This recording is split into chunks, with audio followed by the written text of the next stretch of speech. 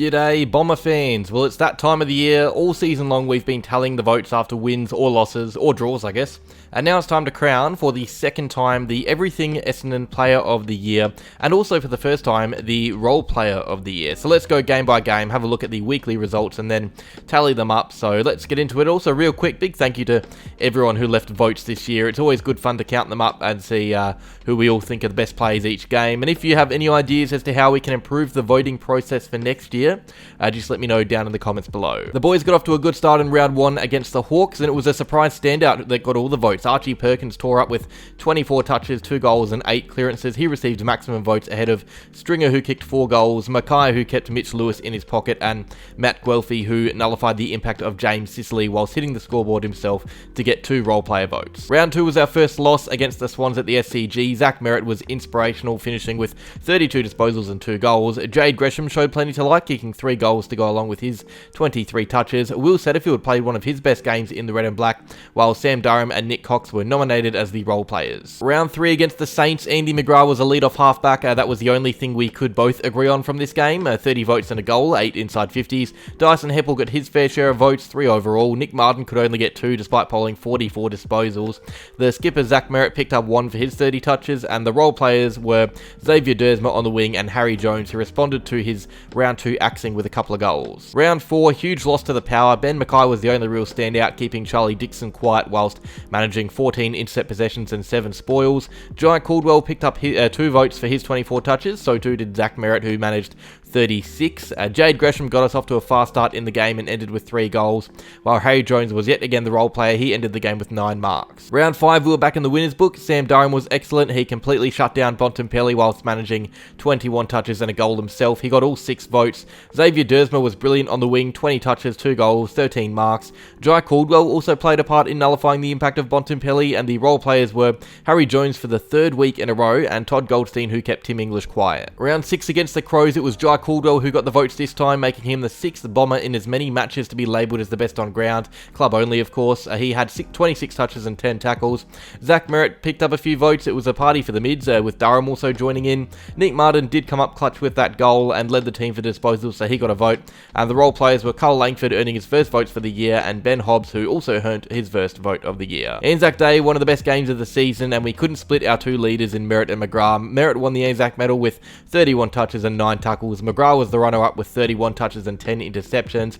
Both were inspirational. Jake Stringer got 2 votes as the role player. He was super impactful despite being a tad erratic in front of goals, and the other votes went to Darcy Parish, who was great in the guts, and Carl Langford, who almost won us the game with 4 goals. Round 8 against the Eagles, it was yet again Zach Merritt up the top. He was magnificent, 3 goals, 29 disposals, real captain's performance. Nick Martin was good in his home state as well, ending with 32 disposals. Darcy Parish got a couple of votes. He led the ground with 36. Durham also picked up a vote from the midfield, and Mason Redmond was the role player. He earned his first vote of the season. Round 9 against the Giants, it was the forwards who got the love this week. Carl Langford got maximum votes for his 4 goals. Matt Guelphy was next up. He not only kicked 3, but kept Lockie Whitfield in his pocket. Ben Mackay took 5 intercept marks and kept the eventual Coleman winner quiet. Sam Durham was our best in the guts with 25 and 5 clearances, and the role player was Jake Kelly, who kept Toby Green well and truly out of the match. Round 10, we eased past the Roos, and some votes were shared in the process. Jai Caldwell and Peter Wright split the votes. Caldwell had 25, 9 clearances and 9 score involvements, and Peter Wright kicked 5 goals against that poor North defence. Heppel and Guelphy got the other regular votes, rewarding their good form, and Jaden Laverty managed to bring in his first votes of the year as the role player, and it wouldn't be the last time that happened. Round 11 saw Jordan Ridley return in emphatic fashion on the big stage for Dreamtime at the G. He was magnificent, 31 disposals, 8 intercept marks, and he even came forward for a goal. Nick Hind managed to get some votes. He had 25 and 2 goals. Redmond managed 2 as well for his defensive efforts.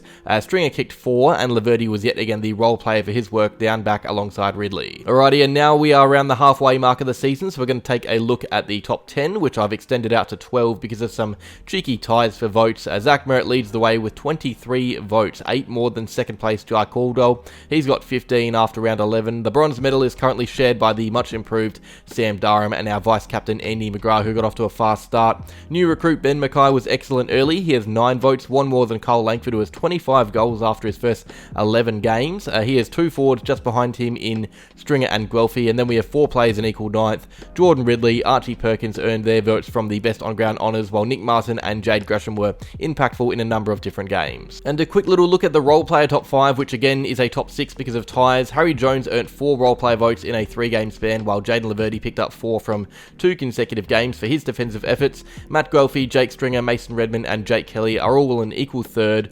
Very close here, unlike the main count. And back to the votes. Nick Hind was a star against Gold Coast in our disappointing loss. He had 24 touches and a goal. Heppel and Merritt were also great. They walked away with 3 each, the 2 leading disposal getters for the team. Nick Cox was the role player for his 3-goal game. Round 13 against the Blues, Nick Martin got all 6 votes, 26 touches, 2 goals. Ridley was also great in defence, 22 touches and 9 marks. Sam Durham kept Paddy Cripps out of the game, and Jai Menzies was the role player. He picked up 20 touches on a wing. We returned after the bye to face the Eagles. Jake Stringer was the best with 5 goals. Sam Durham stormed up the order with 4 more votes because of his 29 disposal game. Jaden Laverty split regular votes and role player votes to get 3. Caldwell picked up 1 on his own, and Guelphy was a role player for his 2 goals. Round 16, it was a disappointing loss against the Cats in Heppel's 250th. Caldwell was the only real shining light. He had 32 touches. Heppel and Durham got 2 each. Heppel was really good in his 250th. Durham was lively with 10 tackles, and then there were 4 players that shared 1 vote.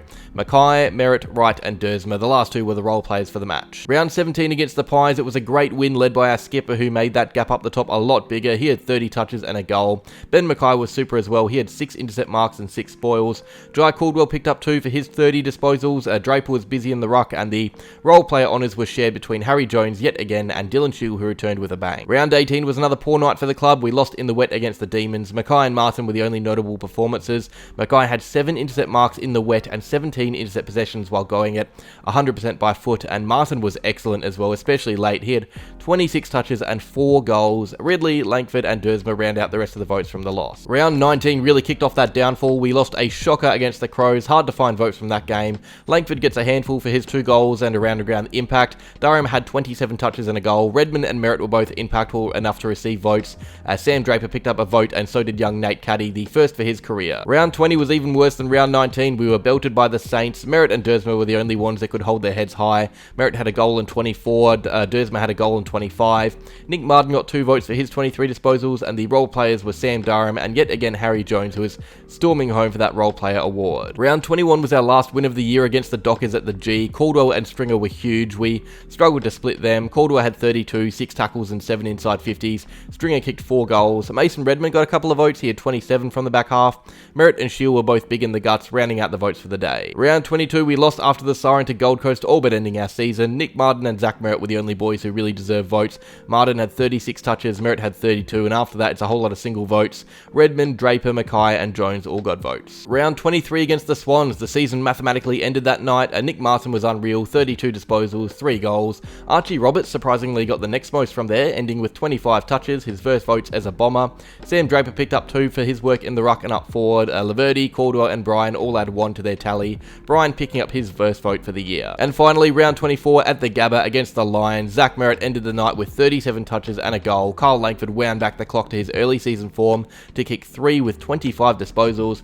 Andy McGrath and Dyson Heppel rounded out from there with 2 apiece. And that is that for the votes tally. We all know who won, but let's have a look at the top 20. Alrighty, so let's have a look at the top 20. Zach Merritt was the clear winner with 51 votes. He's won back-to-back awards. He leads Nick Martin by 20, who is ahead of Jai Caldwell, who gets the bronze medal on 30. Sam Durham finishes the year with 25, well clear of Ben Mackay in 5th, who tailed off late. Jake Stringer and Kyle Langford are joint on 17 votes, ahead of vice-captain Andy McGrath, who has 13. Xavier Dersma and Jordan Ridley round out the top 10 with Heppel, equal on votes with Ridley on 11, but Ridley played far less. Redmond, Hind, Guelphy and Laverty were 1 or 2 good games away from entering the 10. Harry Jones is in 16th with 7 votes. All 7 of those votes were role player votes. And then we have the one-game wonders down the bottom. Perkins, Gresham and Wright all earned their votes from 2 or less games. Sam Draper finished in 20th for the year. And the role player tally ends with a clear winner as well. Harry Jones finished the year the most role player votes, winning the inaugural Everything Essendon Role Player of the Year award. He is 2 clear of Jaden Laverty, who is 2 clear of a bunch of players, Guelphy, Dersma, Redmond and Cox. So that is that. Congratulations to Zach Merritt again for winning his 2nd Everything Essendon Player of the Year award. It really doesn't get much better than that. There are Brownlows, there's All-Australians. He's missed that All-Australian honour, but this is so much more prestigious than that. And of course, congrats to Harry Jones for being the Role Player of the Year. And cheers to all you guys for leaving your votes in every week. It was was good fun to get the count going again. It will be back for 2025. Let me know if there are any changes you would want made to the voting process, or if you're happy with it is how it is. But that is all. Like, subscribe, and go Bombers.